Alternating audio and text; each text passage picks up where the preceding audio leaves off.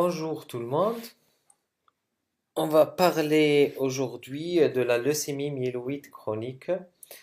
On a vu dans la précédente séance les leucémies aiguës, ensuite la leucémie lymphoïde chronique. Aujourd'hui, on va voir la leucémie myéloïde chronique. Toujours, on commence avec un petit rappel sur les différentes généralités sur les groupes des hémopathies malignes. Comme ça, vous arrivez à faire la différence entre, pour que ça soit clair et pour vous, comment faire la différence entre les hémopathies, les différentes hémopathies malignes. Donc, tout d'abord, il faut dire que le leucémie, c'est le point de départ médulaire. Lymphome, c'est le point de départ des organes lymphoïdes périphériques. Très bien. Ensuite, on a les leucémies aiguës et les leucémies chroniques. Les leucémies aiguës, caractérisées par le blocage de maturation avec prolifération des cellules les plus immatures, un stade immature, ce qu'on appelle les blastes, avec un blocage de maturation. Je dis bien blocage de maturation. Et l'anomalie, le blocage, il est au niveau de stade très immature, c'est les blastes. Ça peut toucher la lignée myéloïde, on parle de leucémie aiguë myéloplastique. Ça peut toucher les lymphoïdes, la lignée lymphoïde, on parle de leucémie aiguë lymphoplastique. Ensuite, la classification qu'on a déjà vue, tout dépend euh, le stade touché. À quel stade on est à quel stade de blocage. Et ça permet de faire la classification des différentes leucémies. Voilà pour les leucémies aiguës. C'est bon. On passe aux leucémies chroniques. Ça touche donc, il y a une prolifération des cellules matures. Prolifération des cellules matures. D'abord, il n'y a pas un blocage de maturation. La différenciation, elle va se faire le plus normalement. Mais il y a une prolifération qui est excessive avec la production de cellules. Donc, par exemple, si ça touche la lignée lymphoïde, lymphocyte B, ça donne la leucémie lymphoïde chronique. Si ça touche la lignée granuleuse, les granuleux, c'est la leucémie myéloïde chronique. Donc, ça, c'est pour faire la différence entre leucémie aiguë et les leucémies lymphoïdes, leucémie chronique. Donc voilà. Il y a une autre classification, c'est les syndromes myéloprolifératifs et les syndromes lymphoprolifératifs. On a dit que les syndromes lymphoprolifératifs, c'est tous les lymphomes qui touchent le ganglion, etc., point de départ ganglionnaire, périphérique, et les leucémies lymphoïdes chroniques. Ça, c'est les syndromes lymphoprolifératifs. Les syndromes myéloprolifératifs, on a dit myéloprolifératifs quand il y a une prolifération de la lignée myéloïde. Donc, quand ça touche la lignée granuleuse, on a parlé de ce qu'on va voir aujourd'hui, c'est la leucémie myéloïde chronique. Quand ça touche la lignée granuleuse, donc on est dans la thrombocytémie essentielle, ça donne une thrombocytose. Mais quand le problème il est colonal, il est au niveau de la cellule souche hématopoïétique, donc il y a un problème c'est une hémopathie, c'est-à-dire c'est la thrombocytémie essentielle. Quand ça touche la lignée érythroïde, un problème colonal au niveau de la lignée érythroïde, donc on parle de la polyglobulie de Vaquez. Quand le tissu hématopoïétique est remplacé par de la fibrose, on parle de la myélofibrose primitive ou bien la splénomégalie myéloïde. Donc là, parce que la rate qui va remplacer la moelle, donc elle va être augmentée, elle va jouer le rôle de la moelle. Donc voilà, elle va reprendre l'hématopoïèse. Donc ça, c'est les syndromes myéloprolifératifs, que ce soit la LMC, la thrombocytémie essentielle, la polyglobulie de Vaquez ou bien la splénomégalie myéloïde ou bien myélofibrose primitive. Donc ça, c'est les syndromes myéloprolifératifs. Il y a une prolifération, mais qui touche les cellules, donc prolifération des cellules matures, sans qu'il y ait un blocage de maturation. Ça, c'est les syndromes myéloprolifératifs. Ça dépend si elle touche les lignées granuleuses, donc c'est la NMC. Si ça touche la lignée mégakaryocytaire, c'est la thrombocytémie essentielle. Si ça touche la lignée érythroïde, c'est la polyglobulie de Vaquer. Donc ça, c'est les syndromes myéloprolifératifs. J'espère que c'est clair, c'est bon pour les... Vous arrivez maintenant à faire la différence entre leucémie et lymphome, entre leucémie aiguë et leucémie chronique. Leucémie aiguë, c'est un blocage de maturation à un stade immature, avec prolifération. Donc, quand la cellule est bloquée, donc il y aura une prolifération de ces cellules blastique, augmentation, prolifération. Donc, prolifération de ces cellules est mature. Mais dans les leucémies chroniques, il n'y a pas un blocage maturation. La différenciation, elle va se faire le plus normalement. Donc, il y aura des polynucléaires, mais il y aura une prolifération de cellules plus ou moins matures. Donc, ça touche. Donc, il y aura une prolifération des cellules matures. Sur la lignée granuleuse, on parle de LMC. Sur la lignée lymphoïde, c'est la LLC. Ça, c'est le leucémie chronique. On a autre chose, c'est les syndromes lymphoprolifératifs, c'est les LSC et tous les lymphomes. Les syndromes myéloprolifératifs, c'est la LMC quand ça touche la granule. S'il y a une prolifération excessive de la lignée érythroïde, donc on va parler de la polyglobuline vaqueuse. Mégakaryocytaire, c'est la thrombocytémie essentielle. Quand ça touche une prolifération, donc voilà, quand le tissu hématopoïétique remplacé par la fibrose, c'est la myélofibrose primitive.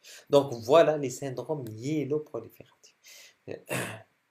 On va donc, et dans votre programme, dans les syndromes myéloprolifératifs, vous avez que la LMC. Donc les autres, c'est pas dans votre programme, ni la thrombocytémie essentielle, ni la polyglobuline de Vaca. Mais c'est bon de savoir que la polyglobuline de Vaca, c'est une anomalie clonale qui touche la cellule souche hématopoïétique, mais qui va donner une prolifération excessive de la lignée érythroïde. Donc, maturation.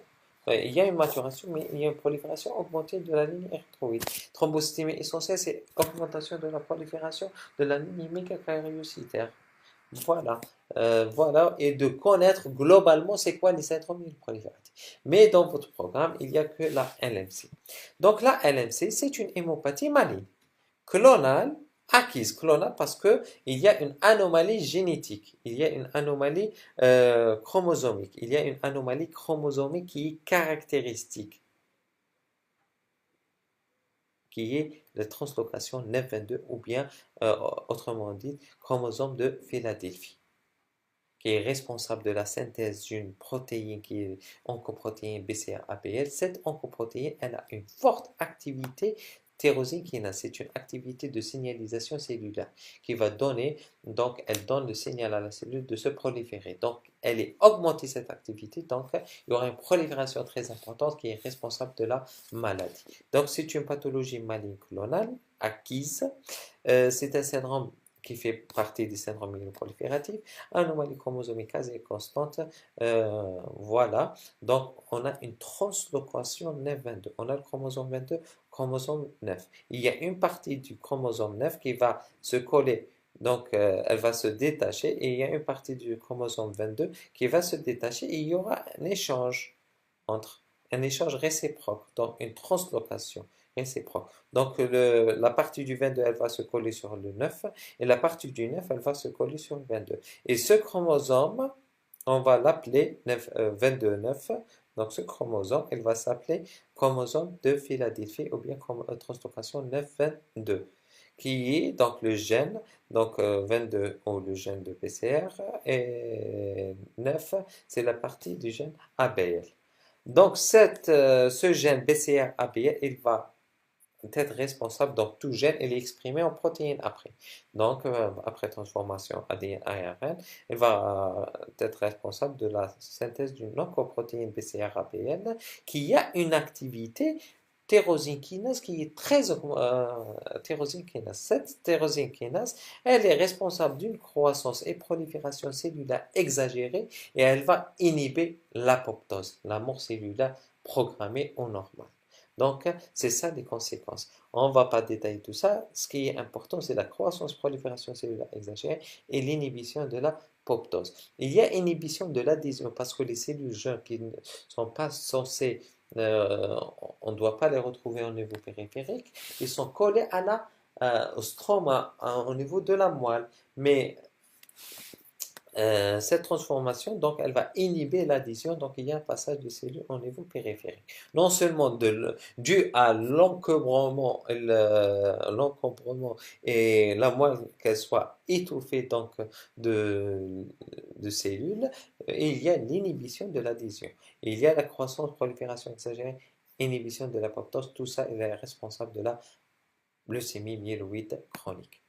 Donc schématiquement, il y a une anomalie chromosomique qui est responsable d'une prolifération excessive, mais une prolifération des cellules matures. Vous voyez, donc prolifération harmonieuse, prolifération des précurseurs et des cellules matures. Vous voyez, donc il y a une prolifération de toutes les cellules. Et il n'y a pas un blocage de maturation, donc ce n'est pas une leucémie aiguë. Donc il y a une différenciation qui est normale.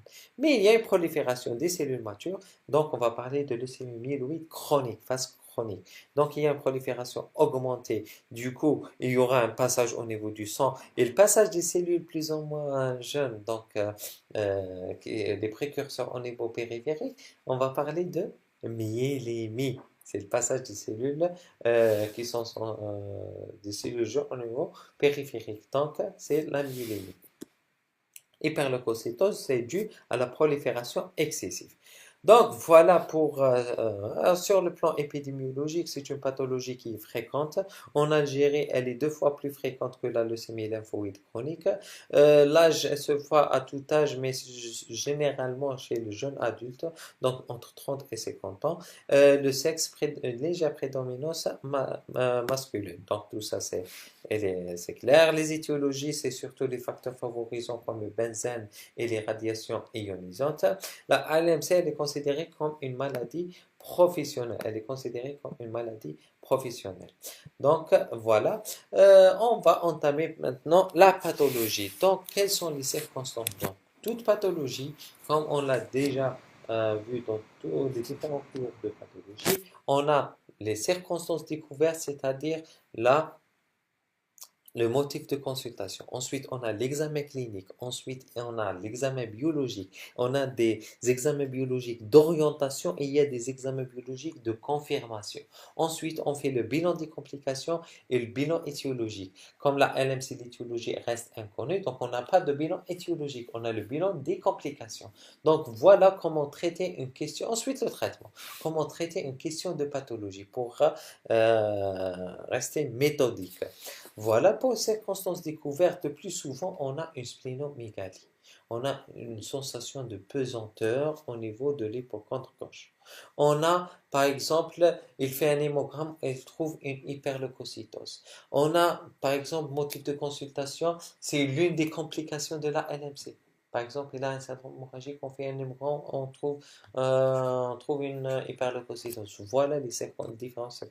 Ça, on va détailler la phase chronique. Et je vais vous expliquer c'est quoi phase chronique et pourquoi je parle de phase chronique. Ça, c'est la LMC. La LMC a sa phase chronique. Parce que la LMC passe par des phases. La phase chronique, la phase d'accélération, ensuite la phase d'acutisation ou bien la transformation, c'est parmi les complications, par une leucémie aiguë. Elle devient une leucémie aiguë. Parce que la phase chronique, il y a une prolifération sans qu'il y ait un blocage de maturation. On est à la phase chronique, il y a une prolifération des cellules qui sont matures, plus ou moins matures. Voilà. Donc c'est pour ça qu'on parle de phase chronique. C'est ça, c'est quoi? C'est ça la phase chronique. Donc c'est sur le plan clinique, on a un état général qui est conservé. La splénomégalie qui est quasi constante dans 90% des cas. Comment on fait l'examen? Donc on va détailler ça dans la conduite atténuante de la splénomégalie. La rate, normalement, elle n'est pas palpable chez un sujet normal. Elle est derrière la dernière côte. Donc vous voyez, si on palpe l'hypocondre, on n'a rien. Donc, patient, il est allongé en décubitus dorsal, on décontracte l'abdomen par les jambes semi-fléchies. Ensuite, on commence d'examiner le patient par palpation douce à partir de la fosse iliaque gauche. Et on remonte, on monte jusqu'à l'hypocondre gauche. Normalement, on n'a rien. Si à l'inspiration, quand on arrive à l'hypocondre gauche, on va demander au patient de faire une inspiration profonde. Du coup, il y aura le diaphragme qui va descendre et va faire descendre la rate vers le bas. Si elle est légèrement hypertrophiée, donc la rate, elle va buter contre les doigts. Donc, si on a une palpation de la rate à l'inspiration profonde, donc on parle de pointe de rate, là c'est type 1. Si la rate arrive entre l'ombilic et le dernier rebord costal, donc on parle de splénomégalie type 2. Si elle arrive à l'ombilic, donc c'est la rate type 3. entre l'ombilic et la fosse iliaque, donc type 4, si elle arrive en fosse iliaque gauche, donc c'est type 5. Mais cette classification, elle est à abandonner. On se réfère donc au débord costal. Donc là, on fait une ligne qui passe par le mamelon. Ensuite, on essaie d'examiner. On fait un trait. Par exemple, si on a la rate qui est palpée jusque-là, on fait un trait. Ensuite, on calcule entre le dernier débord costal, donc le débord costal, dernière côte, et la ligne passant par le mamelon, et le dernier est le trait. Et là, on donne la valeur du débord costal. Voilà. Donc, soit 12 cm, 13 cm, etc. pour que ce soit, si j'examine moi mon patient et l'autre, parce que c'est type 1, type 2, ça reste opérateur, donc c'est le médecin ça. Donc c'est pas exact, mais avec les mesures et les mensurations, c'est plus exact. Donc calcul des bords spléniques, voilà, je m'explique, donc c'est pas le débord costal, c'est le débord splénique, le débord splénique. C'est bon. Ensuite, on a l'hépatomégalie inconstante. Adénopathie sont absentes. Il n'y a pas d'adénopathie. Il n'y a pas d'adénopathie. On a une douleur à la pression. C'est une douleur osseuse parce qu'il y a prolifération du lait. Syndrome hémorragique à type d'échymose. On va voir pourquoi il y a un syndrome hémorragique. On fait un bilan biologique, on demande un hémogramme. Hémogramme, qu'est-ce qu'on va retrouver? Une hyperleucocytose généralement majeure qui dépasse les 50 000 avec une polynucléose neutrophile. On a un taux d'hémoglobine qui est normal, parfois une anémie modérée normocité en hémogramme. Une eosinophilie et basophilie qui est fréquente parce qu'il y a une granulopoïèse, donc ça ne touche pas que les polynucléaires trophiles, ça touche les polynucléaires eosinophiles et basophiles. Donc, il y a une basophilie et eosinophilie augmentée. D'autres plaquettes augmentées parce que il y a une augmentation, une prolifération de la lignée myéloïde. Du coup, qu'est-ce qu'on aura? Donc, il n'y a pas que les facteurs, donc il y aura une thrombocytose d'entraînement. Donc, c'est une stimulation de la thrombopoïèse, puisqu'il y a une stimulation de la granulopoïèse, parce que les facteurs, il y a des facteurs qui interviennent dans les deux lignées, etc. Voilà. On a une hyperleucocytose, on doit faire un frottis. Et la LMC, elle est définie par une myélémie supérieure à 20%. Myélémie, c'est-à-dire passage de cellules jeunes au niveau de périphérique. Donc les cellules précurseurs, normalement, qui ne quittent pas la moelle, on va les retrouver au niveau de la périphérie. Donc ça, c'est un signe de régénération. Mais quand ça dépasse 20%, on fait suspecter le premier diagnostic à évoquer, c'est la LMC, jusqu'à preuve du contraire. On a hyperleucocytose avec une myélémie supérieure à 20%, c'est une LMC jusqu'à preuve du contraire. Et pour confirmer, donc, et on a un taux de blast qui est inférieur à 5%. Ou bien premier blast inférieur à 10%. Donc voilà la phase chronique. La phase chronique, c'est taux de blast inférieur à 5% ou bien premier blast inférieur à 10%. Donc voilà, premier c'est plus jeune. Voilà, c'est plus jeune. Mais qu'est-ce que ça veut dire myélémie harmonieuse? C'est-à-dire il y a une différenciation qui est normale. Donc on a des PN, on a des métamyélos, on a des myélos, on a des premiers qui dépassent pas avec les places ne dépassent pas les 10%. Donc voilà, parce qu'il n'y a pas un blocage de maturation. Si ils sont en excès, ces cellules sont en excès, on va voir c'est les autres stades, c'est-à-dire que notre patient a évolué. Donc là, on reste sur la phase chronique et c'est une myélémie qui est harmonieuse. Donc on va trouver les différents stades de maturation. C'est ça, une myélémie harmonieuse, qui dépasse les 20%. Et c'est des cellules qui sont matures. Donc voilà, c'est des précurseurs, certes, qui sont normalement au niveau de la moelle, qui sont matures. Ce pas les cellules les plus jeunes, voilà, qui sont plus ou moins matures au niveau périphérique. Donc voilà, on revient. Donc myélémie supérieure à 20%, vous voyez que et on a des myélos, on a des métamyélos, on a des eosinophiles, polynucléaires neutrophiles. On a moins de myéloblastes et promyélos. Donc voilà. Pour confirmer le diagnostic, on va faire étude de certitude, l'examen de certitude qui est cariotype ou bien fiche. Cariotype, on va faire étude chromosomique. Normalement, voilà, c'est on organise nos chromosomes. Donc, les deux bras sont, les deux allées sont taille normale. Donc, voilà. Il n'y a pas une différence de taille ou bien de forme que ce soit dans le 22 ou bien dans le 9. Dans la translocation de 9-22, vous voyez que ce bras, il est plus long que l'autre. Et le 22, là, il est plus petit. C'est-à-dire, il y a eu une translocation. Donc, on voit que sur le chromosome 9, il y a un bout qui est ajouté, et là, il y a un bout qui est en moins. Donc, vous voyez qu'il y a cette partie qui s'est échangée avec il y a il y a eu un échange entre ce chromosome et ce chromosome. Donc, il y a une translocation entre le 9 et le 22. Donc, voilà le karyotype. Il se fait sur la moelle. Fiche, c'est à base de sonde. Donc, il y a sonde prémarquée. Donc, sonde qui marque le 22. Il y a une sonde qui marque le 9. Donc, le 9, il est marqué et il y a des fluorochromes, c'est des couleurs. Donc, ça donne une couleur rouge. Et le 22, ça donne, quand il est fusionné avec le chromosome, il donne une couleur verte. Mais quand il y a une translocation 9-22, donc il y a un peu du 9 et il y a un peu du 22. Donc, qu'est-ce qu'on aura le spot? Le vert avec le rouge. Il donne la couleur jaune. Donc, on aura un spot jaune.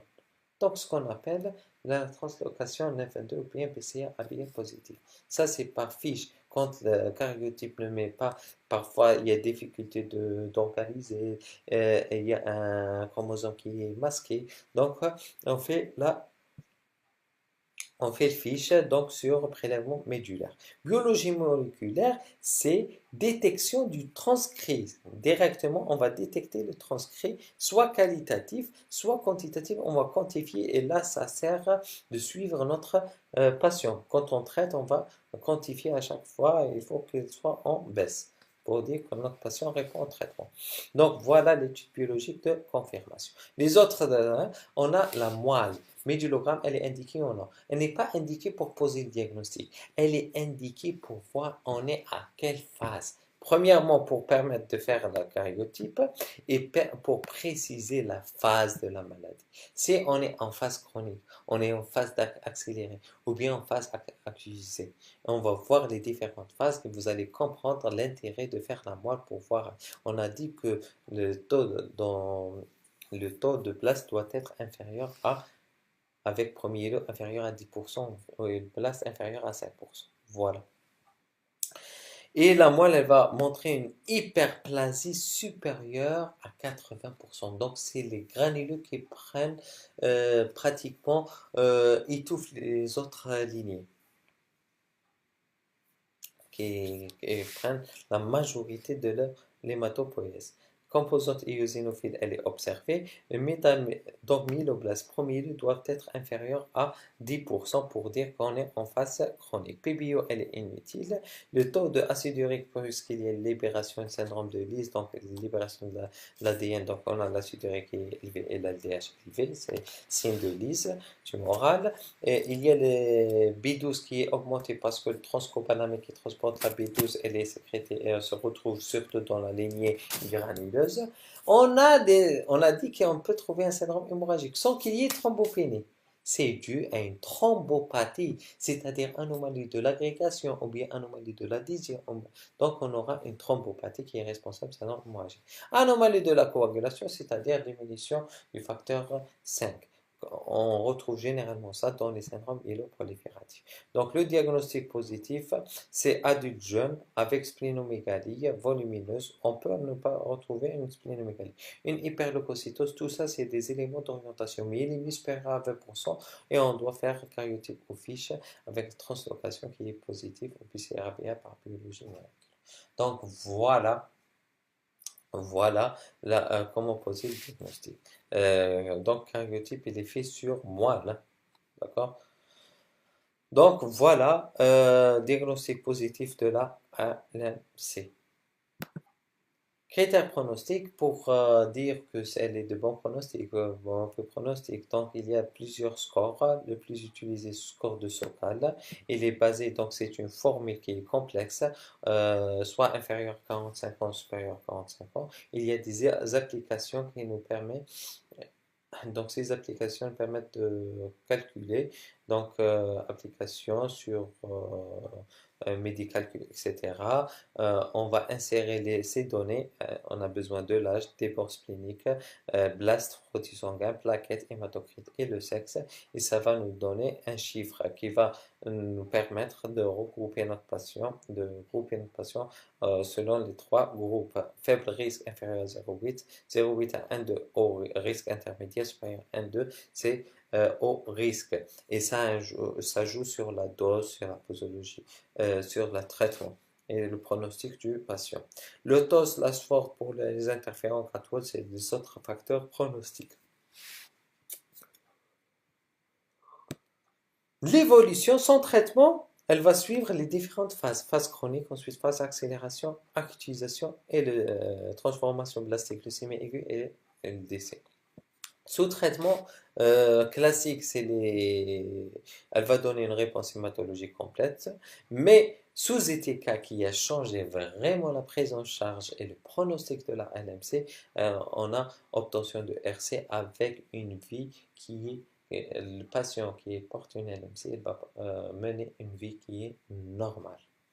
Avec un traitement au long cours, maintenant on essaie de faire la désescalade, l'arrêt du traitement. Donc,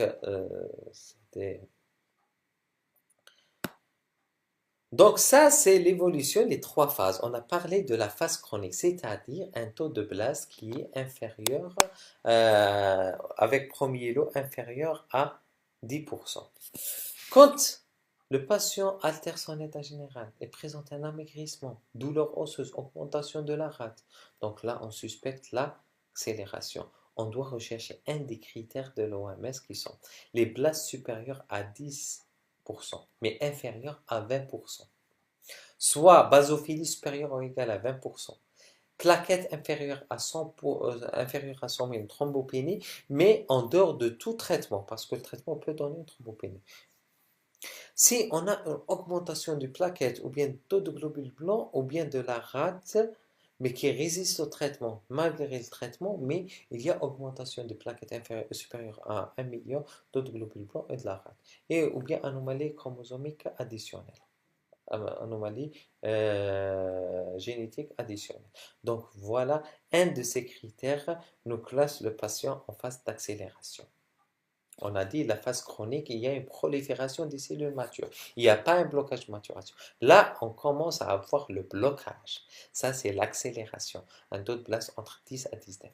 Quand le taux de blast qui définit la leucémie aiguë, elle est définie par un taux de blast au niveau médulaire supérieur à 20%.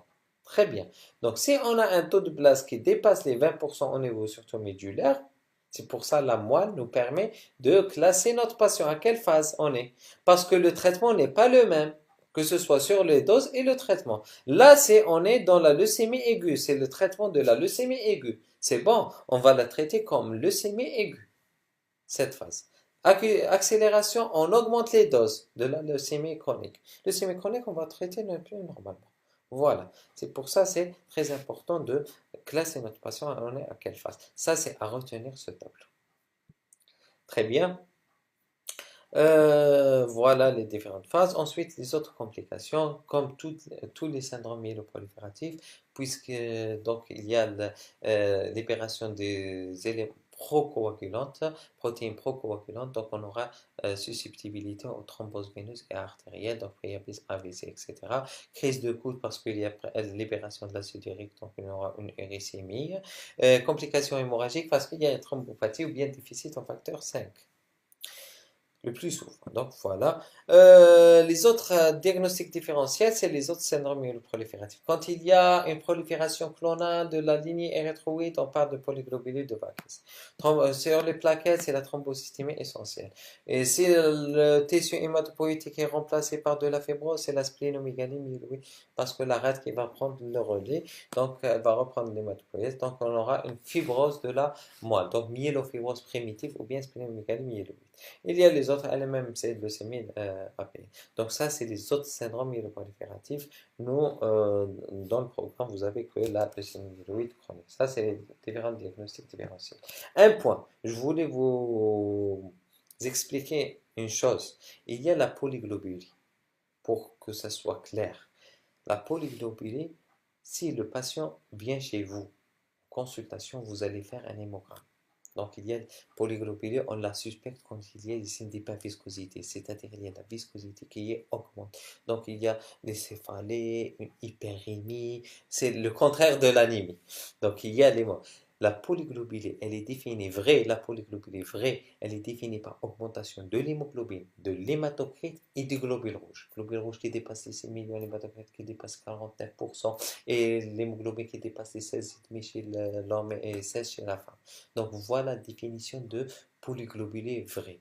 Ensuite, qu'est-ce que vous allez faire? Il y a les polyglobulies secondaires, c'est-à-dire par exemple tout état, pour être simple, tout état d'hypoxie peut entraîner une polyglobulie parce que le corps il va essayer de compenser, donc il va sécréter de l'érythropoïétine en excès, donc il y aura une polyglobulie. Par exemple, polykystose rénale, par exemple, les cardiopathies cyanogennes, etc. Donc ça peut donner une polyglobulie. Cardiopathie, insuffisance, donc une polykystose rénale, etc., insuffisance respiratoire. Donc voilà, peut donner, le corps il va essayer de compenser et sécréter. Donc ça, c'est les polyglobulies secondaires. Si on élimine les polyglobulies secondaires, on doit rechercher ce qu'on appelle, voilà, les hémopathies malignes, les syndromes myéloprolifératifs. On doit faire la PBO à la recherche pour voir est-ce qu'on a une prolifération excessive de la lignée érythroïde et rechercher une mutation parce que c'est une pathologie. Tout ça, c'est des pathologies clonales. Il y a des mutations. Par exemple, la NMC, c'est le BCR-APL. Les autres syndromes, c'est le JAK2, V617F. Donc voilà pour dire. Également pour les plaquettes, si on a toutes plaquettes augmentées, le contraire de la thrombopénie, on va dire thrombocytose. Donc il y a des thrombocytoses secondaires à une inflammation secondaire à une anémie fériprive. Si on élimine ça, on va rechercher la thrombocytémie essentielle, c'est-à-dire clonale, c'est-à-dire hémopathie maligne. On va faire une PBO à la recherche syndrome prolifératif, rechercher le clone, donc prolifération augmentée. Et il y a des critères OMS, on ne va pas rentrer trop dans les détails, il y a des critères pour poser les diagnostics de ça. Comme les critères, on a vu les critères de la LMC voilà les critères analytiques, surtout myélémie supérieure à 20% et le karyotype positif. Les autres, on a d'autres critères pour les autres syndromes myéloprolifératifs. Donc voilà, ça c'est, on a ouvert, donc on va fermer la parenthèse. Comme ça, je voulais vous expliquer les autres syndromes myéloprolifératifs, mais qui ne font pas partie de votre programme. Donc, on va revenir à la leucémie myéloïde chronique. On va entamer le traitement. Le traitement, on a toujours dans le traitement, n'importe quelle pathologie, en hémato, dans toutes les autres spécialités. Il y a un traitement. D'abord, il faut qu'il y ait un bilan préthérapeutique. Avant de traiter, par exemple, moi, je vais utiliser un antimitotique. Donc, c'est de la chimiothérapie. Donc, je dois voir mon bilan rénal parce que c'est l'élimination rénale. Je dois faire un bilan hépatique, ce qu'on appelle le bilan préthérapeutique. Par exemple, on va faire un groupage sérologie au cas où on va transfuser notre patient. Et on va faire rechercher les RAI. Donc, voilà. On doit faire sérologie parce qu'il y a risque, par exemple, s'il y a une sérologie positive, on doit traiter les hépatites, on doit traiter avant de commencer une chimiothérapie. Voilà. Bilan hépatique pour voir l'état du foie parce que tous les médicaments sont métabolisés au niveau du foie. Rénal, élimination, elle est essentiellement rénale. Glycémie. Voilà. Ensuite, on a les armes. On a le traitement symptomatique, on va traiter les complications seulement. Par exemple, si on a une hyperleucocytose majeure, donc il y a risque de leucostase. On a vu ça. Leucostase, quand il y a une hyperleucocytose, donc le sang, il va être euh, donc il y a un excès de globules blancs, donc il y aura un stase, donc le sang ne sera pas fluide parce qu'il y a beaucoup d'éléments figurés du sang. Donc il y a un excès de globules blancs qui vont obturer les vaisseaux. Donc, on aura le syndrome qui est surtout au niveau pulmonaire et au niveau cérébral. Le niveau pulmonaire va donner le syndrome de leucostase. Et pour diminuer cette hyperviscosité, on doit hyperhydrater. Donc, ça, c'est un traitement symptomatique. Il y a de l'acide urique qui est élevé. Donc, il y a une libération parce qu'il y a une destruction. Quand il y a une destruction, il y a une libération d'ADN, il y a un excès d'acide urique. Donc, on doit donner de l'allopurinol qui est un chélateur de l'acide urique. On doit proscrire les AINS parce qu'il y a une thrombopathie risque hémorragique, contraception, voilà. Donc, ensuite, il y a le traitement spécifique de la pathologie. Ça, c'est les traitements des complications. Voilà, comme la leucémie, il y a une anémie, on transfuse par les globulaires, s'il y a une thrombopénie, on transfuse par les plaquettes, etc. Donc voilà, c'est le traitement. C'est un traitement spécifique, il est destiné à la pathologie. Spécifique, il y a le premier traitement, c'était pour diminuer la synthèse d'ADN, on a un antimitotique qui est l'hydria. On a vu l'hydria déjà dans les hémoglobinopathies. Ils ont un double rôle, donc un rôle antimitotique, il détruit l'ADN. Il a un rôle qui augmente l'hémoglobine F, voilà. C'est pour ça qu'il est utilisé parce qu'il augmente l'hémoglobine F, qui diminue la polymérisation, donc il donne de bons résultats, surtout dans la drépanocytose. Voilà. Il est utilisé également dans la bêta-thalle. On revient à la LMC. J'aime l'hydria, c'est la première action principale, c'est un antimitotique. Il diminue la synthèse de l'ADN. Il casse les cellules. Donc, il permet d'obtenir des réponses. Et on va voir c'est quoi réponse hématologique complète. Donc, mais il n'obtient pas réponse cytogénétique ni réponse moléculaire. Il est indiqué, donc, quand le patient il vient à 100 000, à 150 000, on doit réduire la masse tumorale rapidement. On utilise l'hydria, donc la dose d'attaque de 30 à 50 mg par kilo par jour. Ensuite, dose d'entretien 10 à 20 mg. Il y a l'interféron seul O1 et la greffe. La greffe de moi, elle est indiquée grâce aux ETK. On utilise de moins en moins la greffe. Elle est utilisée chez les jeunes inférieurs à 65 ans, mais ils ont un donneur HLA compatible.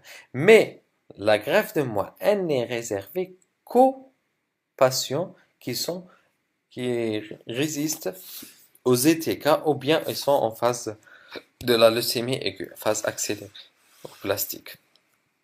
Voilà pour l'allogramme.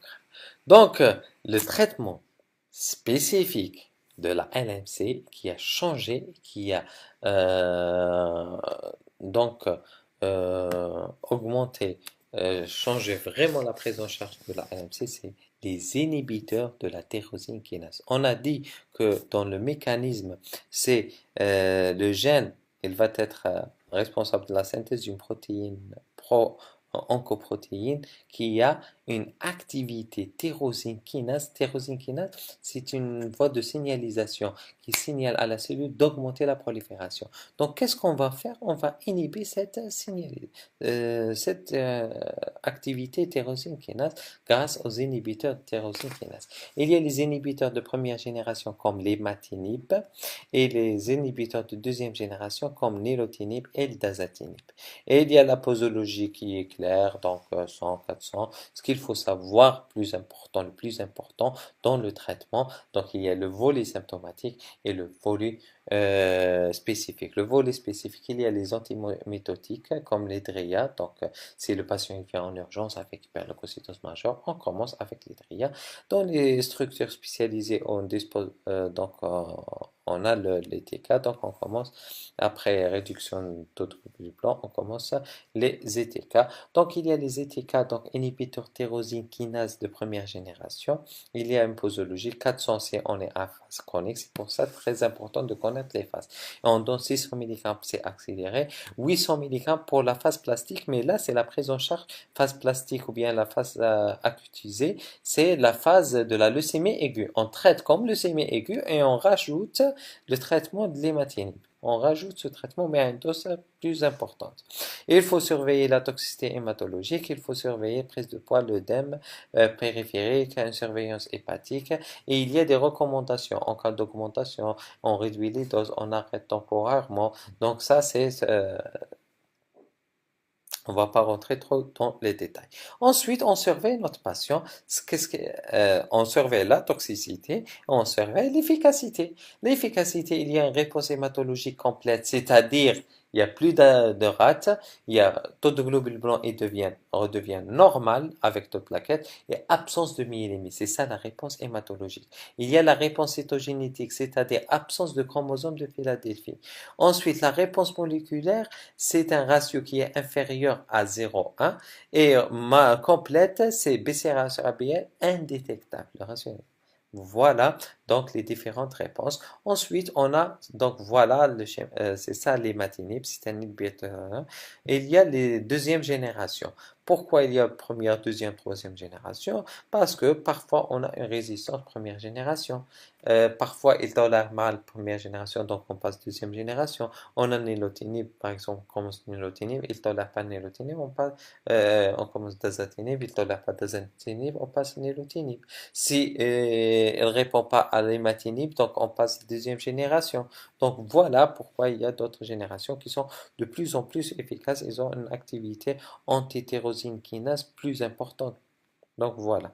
Donc et on a des objectifs. Par exemple, on doit obtenir la réponse hématologique complète au bout de 1 à 3 mois. Donc au bout du troisième mois, on doit être à réponse hématologique complète. Si on n'est pas à une réponse hématologique complète, soit on augmente les doses, ensuite on surveille. Si ça ne donne pas, on doit changer de l'imatinib vers dasatinib, par exemple. Et on a des objectifs. Par exemple, la réponse hématologique complète doit être obtenue au bout de, par exemple, à 3 mois. Au sixième mois, on doit avoir une réponse cytogénétique et réponse moléculaire doit être obtenue entre le 12e mois.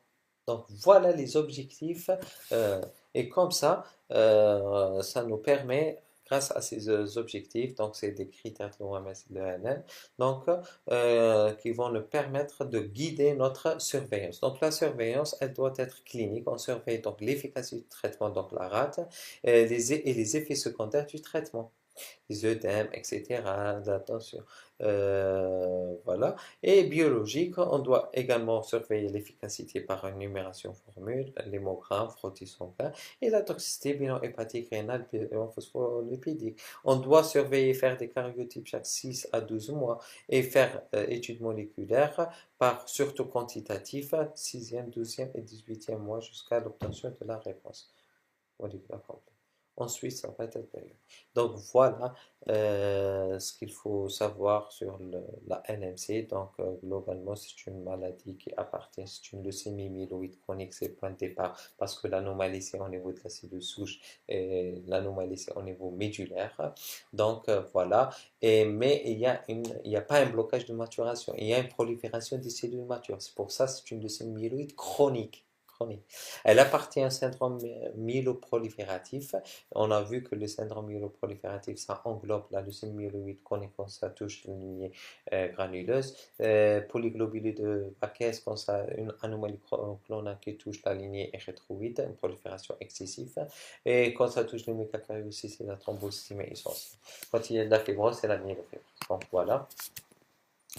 Ça, c'est pour le syndrome myéloprolifératif. Pour la LMC spécialement, donc c'est une pathologie qui touche ce qu'il faut savoir globalement pour le diagnostic positif à retenir. Donc, ça touche généralement les sujets jeunes, donc entre 20 à 50 ans, mais elle peut toucher n'importe quel âge. Elle a une légère prédominance masculine. Sur le plan clinique, on a généralement une rate qui est quasi constante.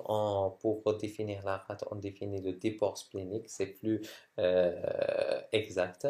Voilà, une rate qui est pratiquement constante.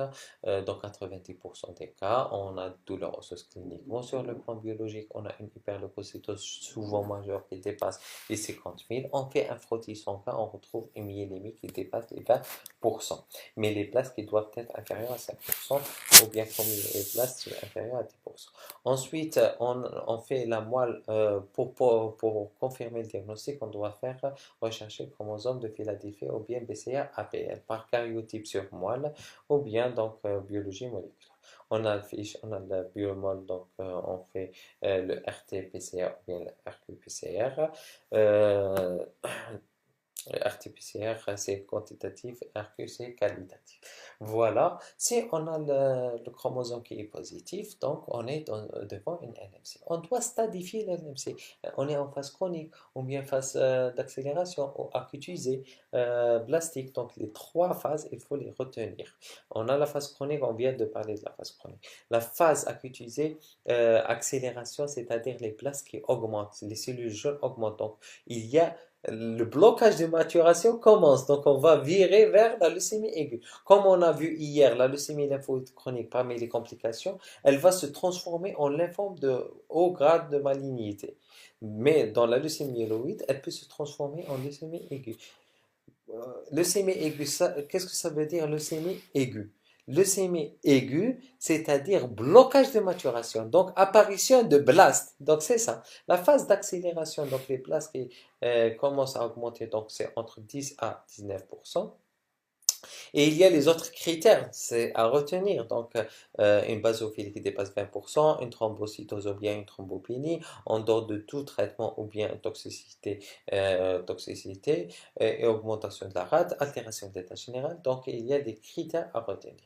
Ensuite, il y a la phase d'acutisation, la phase, c'est la leucémie aiguë. Ça, c'est les places qui dépassent les 20%. C'est la définition. Donc, sur le plan clinique, on a les signes d'insuffisance médulaire. Il y aura de l'anémie, il y aura de la thrombopénie, il y a des infections parce qu'il y a de la neutropénie, etc. Donc, sur le plan biologique, on a des places qui dépassent les 20%. Elle est de mauvais pronostic et on la traite comme une leucémie aiguë. On rajoute un ETK parce qu'il y a l'anomalie chromosomique. Voilà. Ensuite, qu'est-ce qu'on aura? Après, il y a les autres complications des thromboses, on les voit généralement dans les syndromes prolifératifs, les thromboses, l'hyperuricémie parce qu'il y a un excès donc, en cellules, donc il y aura de la lyse et l'hyperation de l'acide urique, donc l'hyperuricémie, et il y a les thrombopathies. Les thrombopathies, donc, c'est problème d'agrégation, d'adhésion, donc on aura un trouble d'hémostase primaire, donc ça marche. Ou bien trouble de la coagulation, donc un déficit en facteur 5. Voilà. Après avoir fait classer notre patient, fait le bilan des complications, on doit traiter. On doit faire bilan pré-thérapeutique ou traiter. Traiter, il y a le volet symptomatique, il y a le volet spécifique. Le volet spécifique, on a un traitement donc, qui est cytoréducteur, comme les DRIA, qui réduit rapidement en cas d'hyperleucocytose majeure, ou si on n'a pas d'ETK, donc on commence avec les DRIA. Ensuite, donc le traitement spécifique, il y a l'interférent, il y a l'aloca qui est réservé vraiment dans les formes qui résistent à l'ETK, ou bien la forme blastique, la leucémie aiguë, c'est l'indication aussi de sujet jeune inférieur à 65 ans si on a un donneur HLA compatible. Il y a le traitement spécifique qui est les inhibiteurs, donc les DRIA réservés surtout chez les formes hyperleucocytaires pour réduire la masse. Ensuite, traitement symptomatique, surtout l'hyperhydratation, l'hypouricémie. Et traitement spécifique, c'est les inhibiteurs de la tyrosine kinase. On a première génération et on a deuxième génération. Il y a d'autres troisième génération. Voilà. L'imatinib, c'est première génération. Comme deuxième génération, surtout dasatinib, nilotinib. On a donc des objectifs, c'est d'obtenir au premier temps une réponse hématologique complète, c'est-à-dire pas de splénomégalie, pas de rate, pas taux de globules blancs normal, taux de hémogramme qui est normal et absence de myélémie. C'est ça réponse hématologique. Ensuite, l'objectif c'est d'obtenir une réponse cytogénétique, ensuite une obtention d'une réponse moléculaire. Si on n'arrive pas à nos objectifs, il faut changer, soit on augmente les doses, soit on change de génération. Donc, si intolérance également, il faut changer de génération. Et la surveillance, on surveille l'efficacité et la toxicité sur le plan clinique, biologique, cytogénétique et moléculaire. J'espère que ça a été clair. Vous arrivez à faire la différence entre les différents groupes des hémopathies. Maintenant, j'espère que vous pouvez faire ce diagnostic ou suspecter une leucémie aiguë, une leucémie lymphoïde chronique, une leucémie myéloïde chronique. Et ben, je vous souhaite bon courage et à la prochaine séance. Inch'Allah, ça haftarkom et ça haramtarkom.